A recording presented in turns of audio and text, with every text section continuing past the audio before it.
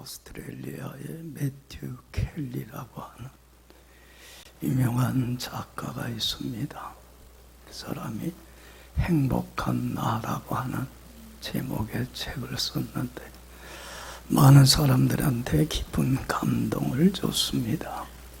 그런데 이 책에서 이분이 자기가 직접 목격한 것을 기록을 했는데 이런 이야기입니다. 어느 성공한 은행가가 휴가를 맞이해서 한 작은 어촌 마을에 휴가를 가서 거기서 지내게 돼요.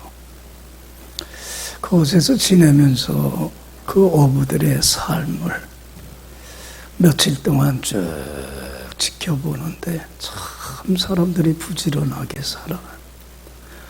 아침이 되면 배를 몰고 고기를 잡으러 나가서 하루 종일 고기를 잡다가 해질 때가 되면 돌아와요. 참 부지런하게 살아가 어부들이.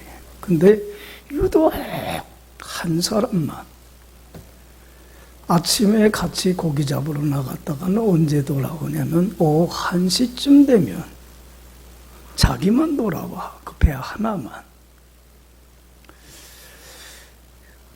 이 궁금한 거라 이 성공한 은행가가 그걸 지켜보는가. 왜 저 사람은 저렇게 남과 같이 돌아오질 않고 일찍 돌아오는 걸까? 이유가 뭘까? 그래서 그 어부를 찾아가서 궁금하니까 물었어요. 왜 일찍 이렇게 돌아오십니까? 그랬더니 어부가 뭐라고 대답을 하냐면 저는 꼭 필요한 만큼 먹고 살기에 필요한 만큼만 고기 잡으면 저는 그냥 돌아옵니다. 그리고 나머지 시간은 여유로운 시간을 갖습니다. 못 읽은 책도 이때 읽고 산책도 하고 또 가족들과 대화도 나누고 또 저는 교인이니까 이 시간에 말씀도 보고 기도하며 주님과 만나는 교제의 시간을 갖습니다. 이 여유로운 삶을 위해서 일찍 돌아오는 겁니다. 그랬더니 이 성공한 은행가가 그 말을 들으니까 납득이 안 돼. 자기 수준에서는 좀 멍청한 사람 같아. 자기가 보기에는. 그래서 한 가지 충고를 했어요. 제가 한 가지 말씀드릴게요. 그러면서 뭐라고 얘기를 했냐면 꼭 먹고 살기에 필요한 만큼만 고기 잡지 마시고 늦게까지 고기를 많이 잡으세요. 그리고는 많이 잡은 고기를 팔아서 돈을 벌고 그 번 돈을 가지고 배를 한 척, 두 척, 세 척 배를 사세요. 그리고는 사람을 고용해서 고기를 잡으러 나가세요. 그러면 어떻게 돼? 얼마나 많은 고기를 잡고 돈을 벌겠습니까? 그러면 이제는 많은 돈을 벌게 되면 이제는 생선을 직접 시장에 갖다 팔지 마시고 그 생선을 잡은 생선을 가지고 가공을 해서 생선 통조림 공장을 만드는 공장을 세우세요. 에? 그리고 많은 고기들을 사들여서 생선 통조림을 만들고 그리고 해외에 수출까지 하세요. 그러면 뭐가 돼? 큰 기업에 사장이 되지 않겠습니까? 그러면 이제 공장이 사업이 더 번창하게 되면 뉴욕의 그 월스트리트가에 가서 주식을 상장을 하세요. 그러면 많은 투자금을 모을 수 있습니다. 그러면 엄청난 큰 대기업에 뭐까지도 될 수 있어? 회장까지도 될 수 있습니다. 왜 이 기회를 놓칩니까? 그래서 맞는 말이 아니야? 맞는 말이 아니야. 이 성공한 은행가 입장에서는 이 어부가 한심해 배는 거야. 그랬더니 그 얘기를 들은 어부가 은행가에게 물어요. 제가 그렇게 큰 재벌의 회장까지 되려면 몇 년 걸릴까요? 그러니까 은행가가 그래. 제가 좋게 생각해도 한 30년은 걸릴 것 같습니다. 그래. 그래요? 그러면 제가 그 대기업의 회장 되고 나서 그 다음에는 제가 뭘 하고 삽니까? 뭘 할 것 같습니까? 이 은행가가 가만히 생각해보니까 큰 기업의 회장 되는 데까지만 생각했지 그 다음은 생각을 안 했걸라. 가만히 생각하다가 나이가 들면 은퇴하겠지요. 은퇴하면 그 다음에 이런 여유로운 어촌에 내려와서 남은 여생 여유롭게 살 수 있겠죠. 그랬더니 이 어부가 뭐라 그랬겠어요? 은행장에게 저는 지금 그렇게 살고 있는데요. 난 여유롭게 지금 살고 있는데요. 전 지금이 만족하고 행복한데요. 그렇게 대답을 했다는 거예요. 그랬더니 그 얘기를 들은 은행장이 아무 대답도 못하고 떠났다는 거예요. 여러분들 봐요. 오늘날 많은 사람들이 삶의 만족과 행복이 없이 욕심이라고 하는 보이지 않는 감옥에 갇혀서 만족함을 느끼질 못하고 늘 채워지지 아니하는 목마름과 갈증과 배고픔 속에서 참 힘들고 고달픈 인생을 살아가고 있어요. 그렇지 않아요?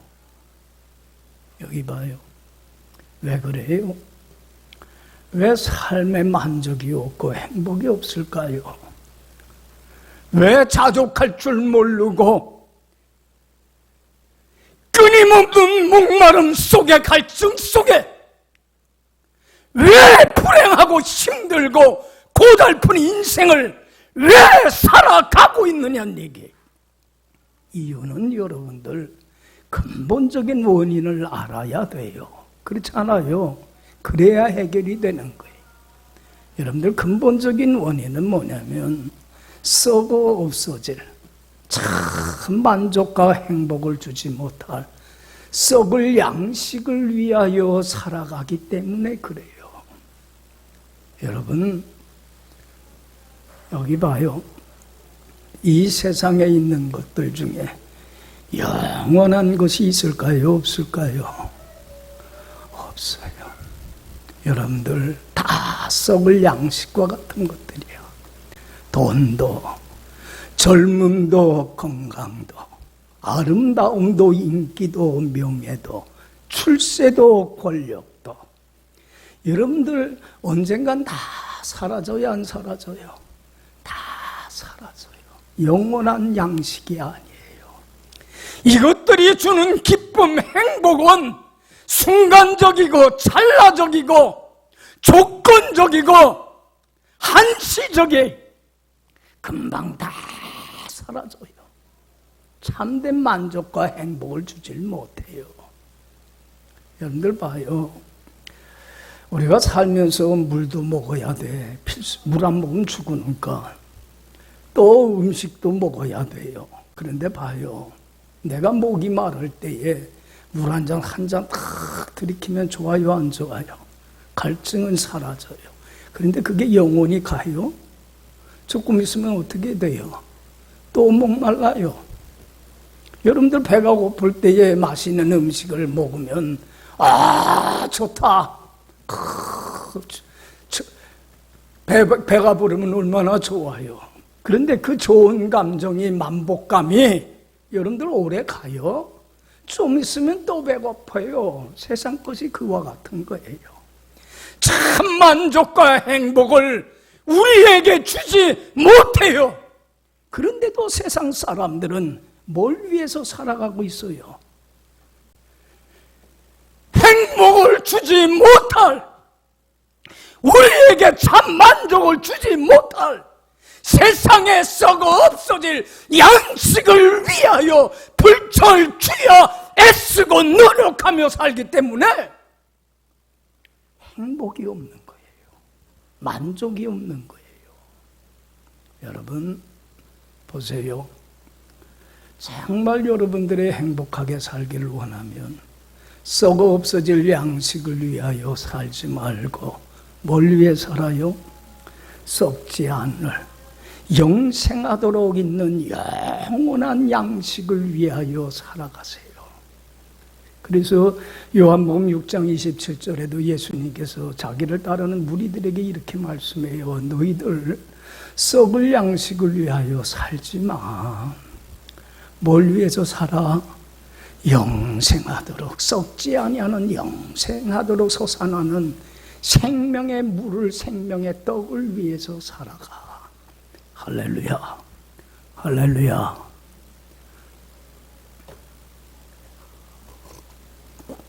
여러분, 지혜로운 삶과 어리석은 삶이 어디서 차이가 나게 되냐면, 지혜로운 사람은 썩어 없어질 것과 영원한 것을 어떻게 할 줄 알아요?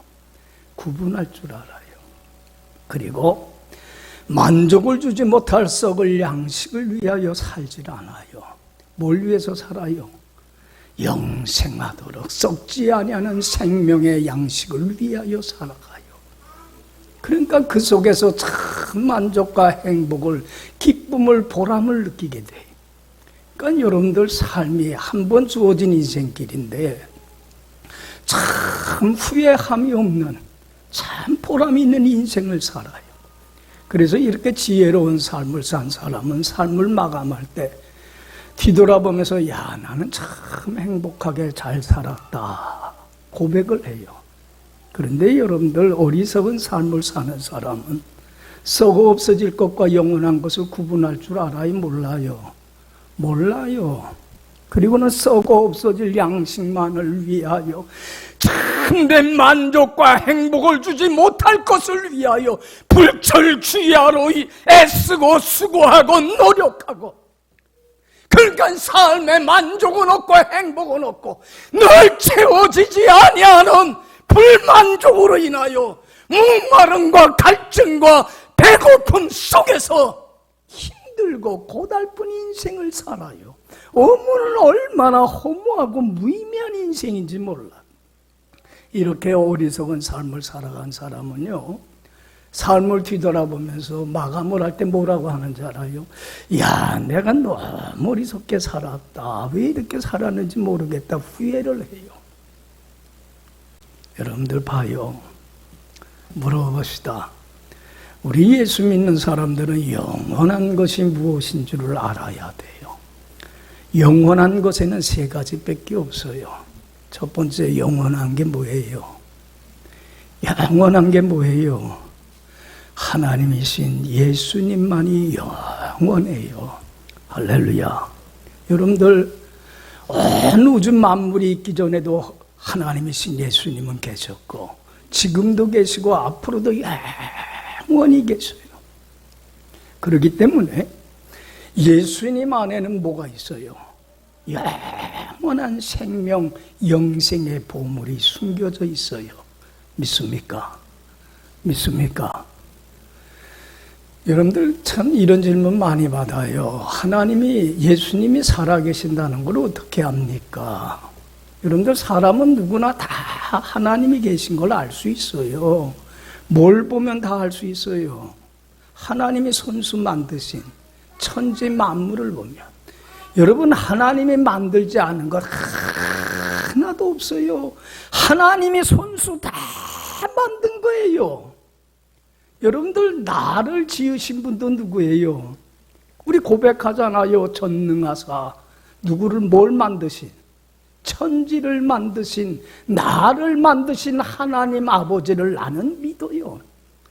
전능하셔서 능치 못할 일이 없으셔서 나를 만드시고 이 땅에 태어나게 하시고 지금까지 나의 삶을 인도하셨고 지금도 인도해가고 계시고 앞으로도 영원히 내 삶을 인도하시며 천국까지 가는 그날까지 나의 삶을 주관하시는 하나님 아버지를 나는 믿습니다. 할렐루야. 여기 봐요. 여러분들 봐요. 하나님 아버지를 믿으면 하나님 아버지만 섬기는데 최선 다해봐요. 얼마나 행복해지는데. 할렐루야. 헛된 일에 우리의 삶과 운명을 쏟아붓지 말고 하나님의 은혜에 감사하며 주님만 섬겨보세요. 하나님이 영원하고 예수님이 영원하고 두 번째는 뭐가 영원해요? 말씀이 영원해요. 하나님이 주시는 말씀은 영원해요. 성경은 기록하고 있어요. 천지는 다 언젠간 없어지게 되겠지만 하나님의 말씀은 1.1핵도 없어지지 아니하리라. 할렐루야. 영원한 것은 하나님의 말씀은 영원해요. 그래서 예수님이 십자가의 죽음을 앞두고 마지막 요한복음 17장에서 우리를 위하여 기도하며 이렇게 기도했습니다. 아버지, 저희를 진리로 거룩하게 하옵소서. 아버지의 말씀은 진리니이다. 여러분, 하나님의 말씀이 참입니다. 거짓이 아닙니다. 여러분들 보세요. 세상 것들은 진리가 아니에요. 언젠가 다 썩어 없어지기 때문에 진리가 아니에요. 참이 아니에요. 오직 영원한 하나님의 말씀만이 참 진리예요. 그래서 여러분들 베드로전서 1장 24절 25절에 그래요. 저는 이 말씀 참 좋아해요. 모든 육체는 풀과 같고 세상의 모든 영광은 풀의 꽃과 같으니 풀은 마르고 꽃은 떨어지되 오직 주의 말씀은 세세토록 있도다 하였으니 이것이 내가 너에게 전한 복음이니라. 여러분들 봐요. 모든 육체는 뭐와 같아요? 풀과 같아요. 언젠간 우리는요, 아무리 젊어도요, 다 병들고 늙고 다 어떻게 돼요? 다 죽어요. 풀과 같아요.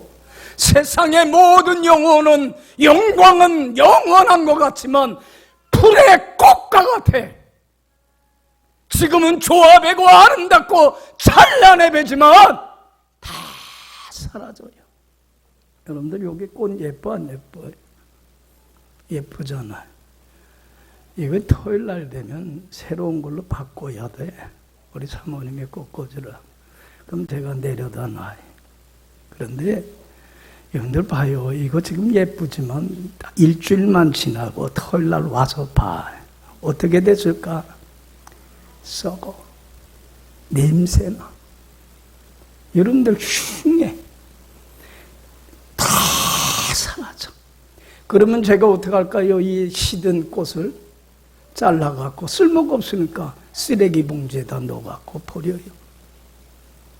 세상의 모든 영광들, 인기가 영원한 것 같고 젊음이 영원한 것 같고 아름다움이 영원한 것 같고 권력이 영원한 것 같지만 다 시들고 다 썩어지고 없어져. 여러분들 왜 이걸 위해서 살아요? 영원한 건 뭐예요? 말씀밖에 없어요. 하나님이 말씀하시는 이 말씀. 여러분 잘 들으세요. 오늘 주일날 이 선포되어지는 이 말씀을 사람의 말로 받지 마요. 누가 주시는 말씀으로? 하나님이 살아계신 하나님, 이곳에 임재 계신 하나님이 나에게 필요적절해서 주시는 말씀으로 받아들이고 아멘으로 순종하고 따를 때 여러분들 기적이 나타나는데 여러분들의 삶이 변할 뿐만 아니라 삶의 질이 정말 완전히 바뀌는 기적의 역사가 나타나요. 믿습니까? 이게 말씀의 능력이에요. 하나님이 영원하고 예수님이, 말씀이 영원하고 또 영원한 게 있어요. 뭐예요? 이 세상에 영원한 것 하나 있어요. 또 뭐가 있어요? 하나 영원하신 하나님 한 분으로 만족하며 말씀에 순종하며 주님 안에 살아가는 사람. 내가 주님 안에 거하면 주님이 어디 안에? 내 안에 거하면 주님을 소유하게 될 때에 영원한 생명이 주님이 안에 숨겨져 있는 이 영생이 누구에게 주어져요? 나에게 주어져서 날마다 영생을 맛보고 영생을 누리며 살아가는 가장 행복한 인생이 되는 거예요. 믿습니까? 믿습니까? 저는 이 찬송 좋아해요. 436장. 나 이제 주님의 새 생명 얻은 법. 옛것은 지나고 새 사람이로다. 그 사랑 내게서 강같이 흐르고 그 생명 내게서 해같이 빛난다. 뭘 맛보며? 영생을 맛보며 주 안에 살리라. 오늘도 내일도 주님과 함께 살리라. 할렐루야. 뭘 맛보며? 영원한 그 생명. 시들지 아니하는 하나님이 주시는 참된 기쁨과 행복과 평화가 넘쳐나는 가장 행복한 인생을 내가 살리라. 할렐루야. 예수님 말씀해요. 누구든지 목마르거든 내게로 와서 마셔라.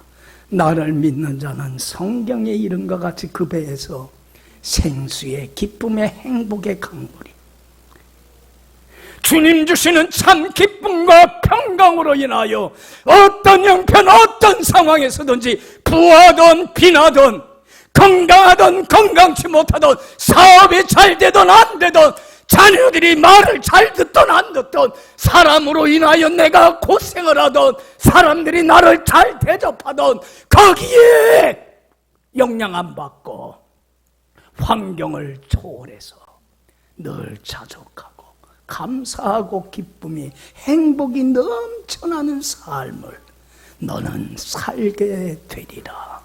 할렐루야. 믿습니까? 예수님이 우리를 죄에서 구원한 목적이 여기 있어요.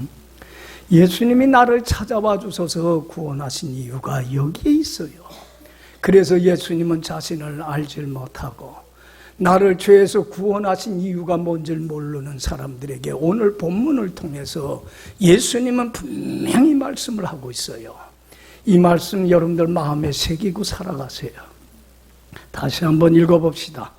6장 35절 다 같이 읽어봅시다. 예수께서 이르시되 나는 생명의 떡이니 내게 오는 자는 결코 줄이지 아니할 터이요 나를 믿는 자는 영원히 목마르지 아니하리라. 할렐루야. 여기 봐요. 하나님이신 예수님만이 나는 생명의 뭐예요? 떡이다. 시들지 아니하고 썩지 아니하는 영생하도록 솟아나는 영원한 생명의 물, 생명의 근원인 생명의 떡이다. 그렇기 때문에 내게 오는 자는, 나를 믿고 따르는 자는 결코 줄이지 아니하고 결코 목마르지 아니하고 영원한 안식을 누리게 되리라. 할렐루야. 할렐루야. 여러분들 봐요. 주님만이 영원히 썩지 아니하는 영생하도록 솟아나는 샘물이 되시고 생명의 떡이 되시는 분이셔요. 여러분들 주님 한 분만으로만 만족하세요. 다른 거 다 없어도 좋아요. 그리고 주님 믿고 따르며 주님 안에 사세요. 여러분들 주님 안에서 참 만족의 행복이 넘쳐날 때 내가 가지고 있는 건강이나 집이나 재물이나 자녀나 이 모든 것이 의미가 있는 것이 되지, 주님을 떠나서는 이 모든 것들이 나에게 행복을 주지 못하고 오히려 더 불만족과 원망과 불평만을 만들어내는 화해의 근원이 되어버리고 말아요. 믿습니까? 여기 봐요. 예수님께서 나에게 뭘 주시기 위해서 찾아왔어요? 생명의 떡, 시들지 아니하는 영생하도록 솟아나는 생명의 물을 값없이 거저 선물로 주시기 위해서 나를 찾아온 거예요. 여러분들 요한복음 4장에 보면 예수님께서 사마리아에 사는 수가성 여인을 찾아가요. 찾아간 이유는 하나야. 그에게 뭘 선물로 주시려고? 생명의 떡을 값없이 거저 공짜로 선물로 주려고. 이 수가성 여인은요, 삶에 만족이 없어요. 늘 욕심이라고 하는 그 감옥에 갇혀서 늘 불평, 불만 속에, 불만족 속에 살아가는 여인, 불쌍한 여인이에요. 목마름과 갈증 속에 살아가는 여인이에요. 여러분들 결혼 생활에 만족이 없어. 한 남자하고 결혼을 했는데 권태기가 금방 왔어요. 그래서 어떻게 했어요? 이 여자가 다른 남자하고 살면 행복이 오겠다 해서 이혼을 하고 다른 남자하고 재혼을 했어요. 근데 또 그 사람이 주는 행복도 잠시야. 또 권태기가 왔나 봐. 또 어떻게 했어요? 그 사람 버리고 또 다른 사람과 결혼을 했어요. 남편이 몇이에요? 5번씩이나 이혼하고 결혼하고 이혼하고 결혼했어요. 그리고 지금도 동거하고 있는 남자는 누구예요? 남의 집 남편 유부남과 지금 동거하고 있는 거예요. 여러분들 봐요. 삶에 만족이 없어요. 늘 목마름과 갈증 속에 살아가요. 행복이 없어요. 그러니까 자기도 불행하고 주위에 있는 많은 사람들을 불행의 나락으로 끌고 가요. 사람들은 이 여인을 더럽고 추한 부도덕한 여인이라고 상종을 안 해요. 비난을 받으니까 물을 길러 나오는데 동네에 언제 물 길러 나와요? 사람들의 얼굴을 피해서 정오에 물 길러 나와요. 사람 없을 때. 그런데 예수님은 그 여인을 찾아가요. 그리고 만나줘요. 그리고 이 여인에게 얘기합니다. 그를 불쌍히 여기면서 나에게 물 좀 다오. 그러면서 하신 말씀이, 야, 이 물을 마시는 자마다 다시 어떻게 돼? 목마르게 돼. 그러나 내가 주는 물은 영생하도록 솟아나는 샘물이 돼. 너희가 하나님이 주시는 값없이 주는 선물이 무엇인가를 알고 내가 물 달라고 한 내가 누구인 줄 네가 알았더라면 나에게 구하였을 거야. 생수를 달라고. 여러분들 봐요. 예수님과 대화 나누는 중에 이 여인은 예수님이 모임을 깨닫게 돼요. 결코 줄이거나 목마르지 않게 할 모임을 생명의 물이요 생명의 근원이신 하나님 자신이심을 알게 된 그는 모든 것 다 지난날의 잘못된 삶 청산하고 주님을 믿고 따릅니다. 그럴 때에 그의 인생이 바뀝니다. 생수의 강이, 기쁨의 행복의 강이, 주님이 주시는 참된 기쁨과 평강으로 인하여 감사가 찬양의 기쁨이 넘쳐나는 복된 인생으로 바뀝니다. 그리고는 사람들 만나는 게 두려웠던 그 여인이 동네에 가서 사람들에게 전합니다. 내가 이렇게 삶을 살았던 내가 예수를 만나고 생명의 떡이신 예수님께 나오라고 전하는 새로운 인생으로 바뀌는 기적의 역사가 일어나게 돼요. 믿습니까? 믿습니까? 주님 믿고 따르세요.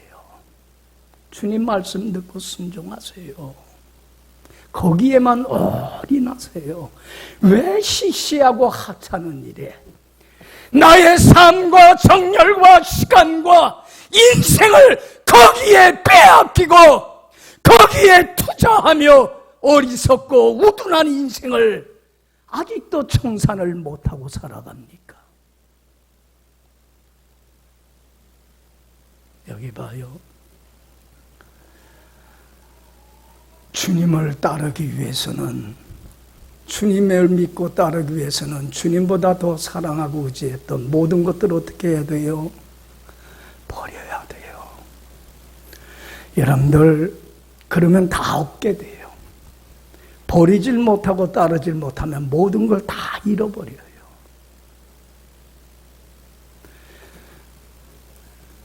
여러분들 하나님 주시는 영광과 은혜와 축복 속에 거하길 원해요.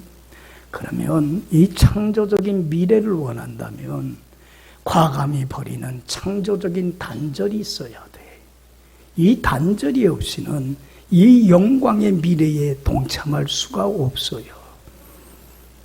저는 성경을 볼 때마다 참 안타까운 게, 지금도 마찬가지지만 제가 교인을 보면서 참 안타까운 장면 중에 하나가 뭐냐면, 마태복음 19장에 보면 한 부자 청년이 예수님께 나와요.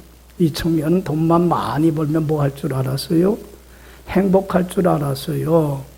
기쁨의 행복이 넘칠 줄 알았어요. 그런데 막상 돈 많이 벌었는데 그렇지를 못해요. 거기서 깨닫게 돼요. 야, 하나님 안에 있는 영원한 생명의 떡, 생명의 물을 마시지 않고서는 행복하지 못하겠구나. 그래서 예수님께 문제를 가지고 나와요. 예수님, 어떻게 하면 내가 영생을 얻을 수 있을까요? 그 비결 좀 가르쳐 주세요. 저 행복하고 싶어요.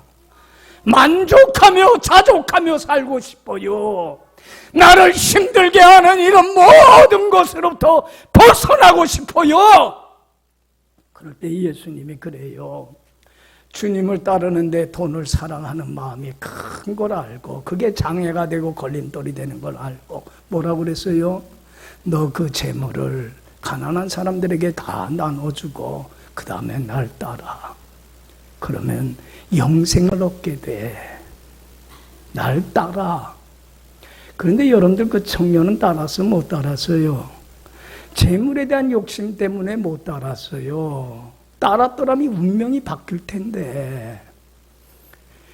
예수님이 그 청년을 보고 안타까워서 하신 말씀이 뭐예요? 낙타가 바늘구멍으로 들어가는 것보다 돈을 더 사랑하는 부자가 천국에 들어가는 것보다 더 어려워.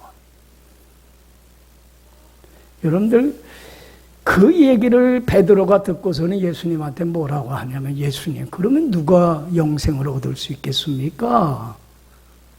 불가능하지 않습니까? 그랬더니 예수님이 하신 말씀이, 사람은 불가능해. 그러나 누구는 가능해? 하나님은 하실 수 있어. 할렐루야. 사람은 못해. 하나님이 하시게 해줘야지.